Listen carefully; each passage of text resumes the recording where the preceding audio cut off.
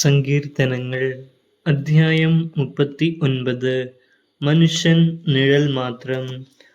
ഞാൻ പറഞ്ഞു, നാവുകൊണ്ട് പാപം ചെയ്യാതിരിക്കാൻ ഞാൻ എൻ്റെ വഴികൾ ശ്രദ്ധിക്കും. എൻ്റെ മുൻപിൽ ദുഷ്ടർ ഉള്ളിടത്തോളം കാലം നാവിന് ഞാൻ കടിഞ്ഞാണിടും. ഞാൻ മൂകനും നിശബ്ദനുമായിരുന്നു.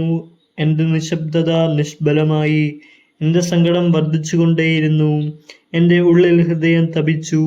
ഞാൻ ചിന്തിച്ചപ്പോൾ അത് കത്തിജ്വലിച്ചു. ഞാൻ സംസാരിച്ചു, കർത്താവേ, അവസാനം എന്തെന്നും എൻ്റെ ആയുസ്സിൻ്റെ ദൈർഘ്യം എത്രയെന്നും എന്നെ അറിയിക്കണമേ. എൻ്റെ ജീവിതം എത്ര ക്ഷണികമാണെന്ന് ഞാൻ അറിയട്ടെ.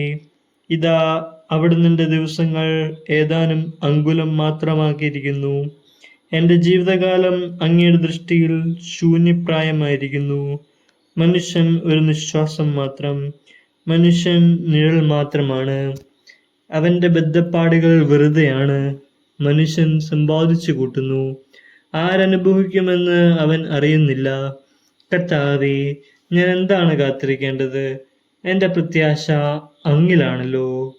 എൻ്റെ എല്ലാ അതിക്രമങ്ങളിലും നിന്ന് എന്നെ മോചിപ്പിക്കണമേ. എന്നെ ഭോഷന്റെ നിന്ദയ്ക്ക് പാത്രമാക്കരുതേ. ഞാൻ ഊമനാണ്. ഞാൻ എൻ്റെ വായ് തുറക്കുന്നില്ല. അവിടുന്നാണല്ലോ ഇത് വരുത്തിയത്. ഇനിയും എന്നെ പ്രഹരിക്കരുതേ. അവിടുത്തെ അടിയേറ്റ് ഞാൻ തളർന്നിരിക്കുന്നു. പാപനിമിത്തം മനുഷ്യനെ അങ്ങ് ശിക്ഷിക്കുമ്പോൾ അവന് പ്രിയങ്കരമായതിനെയെല്ലാം അവിടുന്ന് കീടത്തെ പോലെ നശിപ്പിക്കുന്നു.